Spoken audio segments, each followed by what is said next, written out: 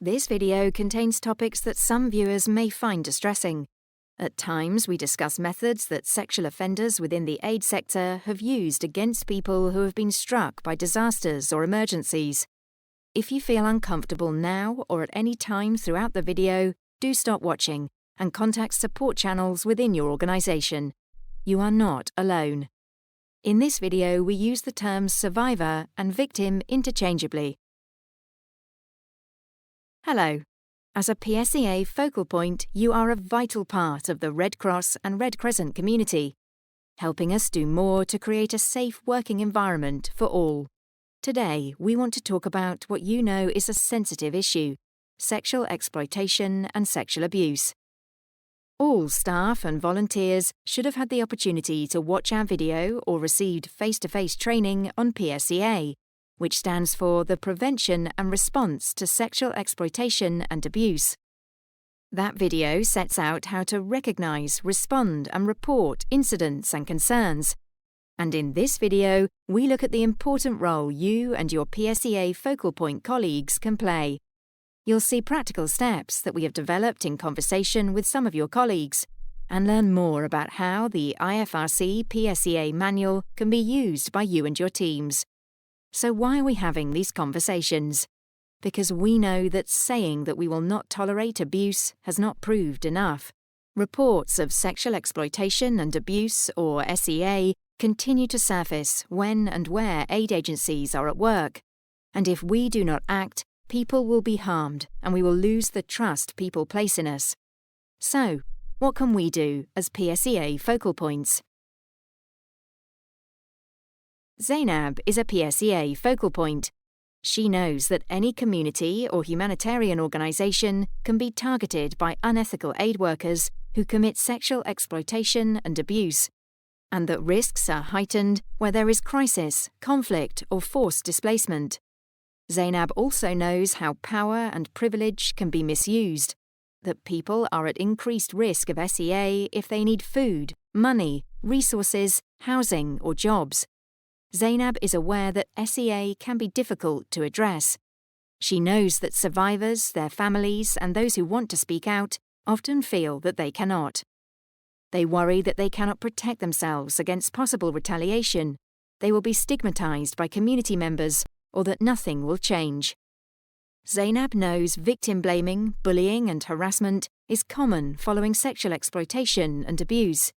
Yet she knows that even if people do not speak about SEA, it does not mean that incidents go unnoticed. Our staff and volunteers are the eyes and ears of the movement. They may identify a concern, but may not know how to act. Zainab knows that it is essential that incidents and allegations of SEA are reported, but she knows that survivors need to feel confident about what to do, and believe that they will be supported when they report sexual exploitation and abuse. Zainab uses our Prevention and Response to Sexual Exploitation and Abuse video to train staff and volunteers in the team she supports.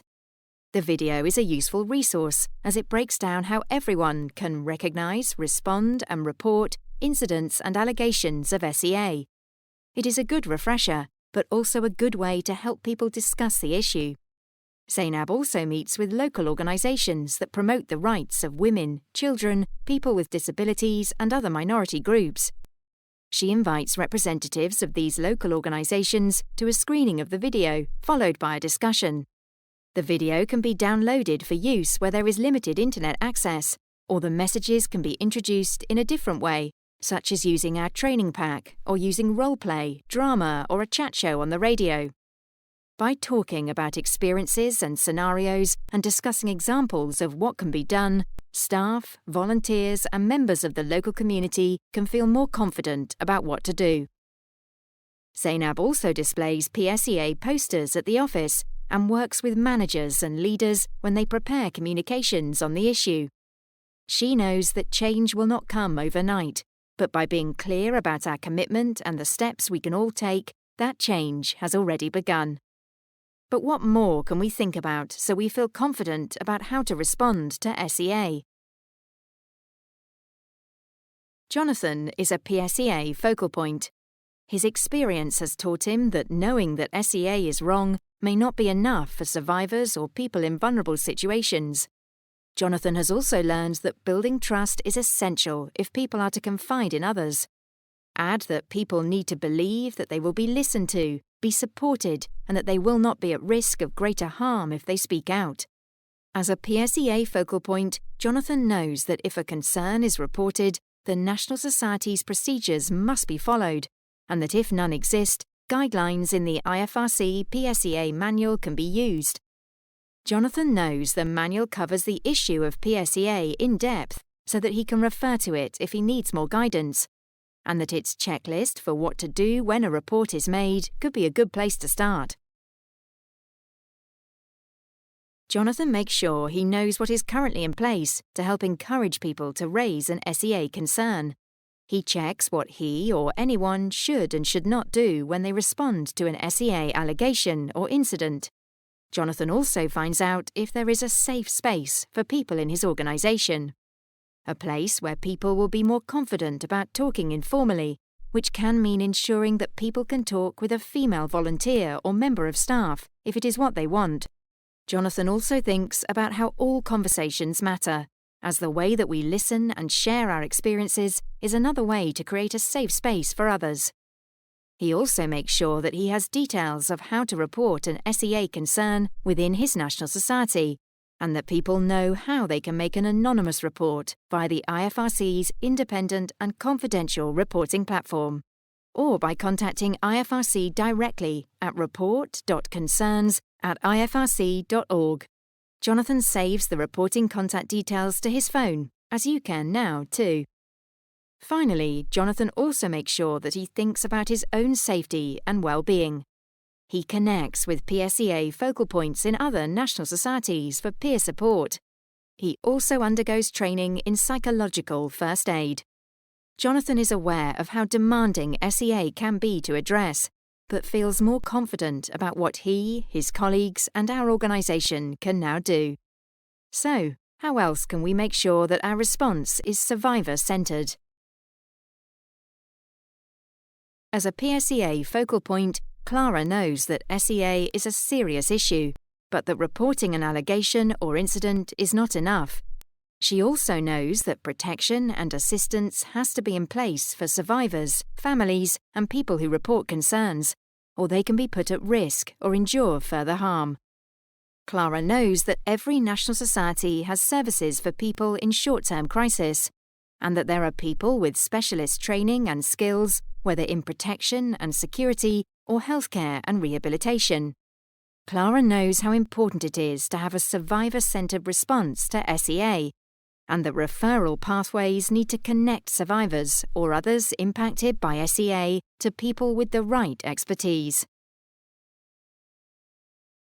Clara finds out what her national society currently has in place in relation to SEA protection concerns. She is aware that national societies rarely have the capacity themselves to provide the assistance that an SEA survivor might need. At a meeting of a local PSEA network, she has obtained a list of safe and accessible assistance services from an international organisation. By using the PSEA manual, Clara can check to see if support services take into account important considerations such as non-discriminatory access, confidentiality and privacy, addressing social stigma, justice for those who have experienced SEA. This means using local knowledge in discussion with staff and volunteers to make sure that Clara and others understand who is most likely to be at risk from SEA, such as people living with a disability, sexual minorities, widows, orphans, and those living in poverty or who are homeless, and thinking about the barriers they can face in coming forward and getting access to the support they need. Clara works with colleagues to identify the right service providers for an SEA referrals list using the guidelines in the PSEA manual. She also checks with colleagues working in protection, as they may have already established referral pathways. Clara checks that the referrals list covers child protection, sexual and reproductive healthcare services, counselling, legal services. It is important for everyone involved on the ground to understand what laws apply to SEA locally and whether the legislation is enforced. Clara works with security and legal staff to summarise local legislation relating to SEA and what can be expected from the authorities. She then makes sure that the referrals list is well communicated with staff and volunteers working directly in communities. This focus on mapping services and putting in place referral pathways helps everyone understand how to provide assistance to SEA survivors. Clara also makes sure that it is clear that PSEA focal points do not act as investigators, make referrals, or do case management. This must be done by trained professionals to avoid potential harm. The work that Zainab, Jonathan, and Clara are involved in will prove crucial to us all. And what Zainab, Jonathan, and Clara do, you can do too. Their hard work is the difference between saying we do not tolerate sexual exploitation and abuse and acting on it. You can access the PSEA manual and use its tools and guidelines. And when you understand the critical role you can play in PSEA, we all benefit.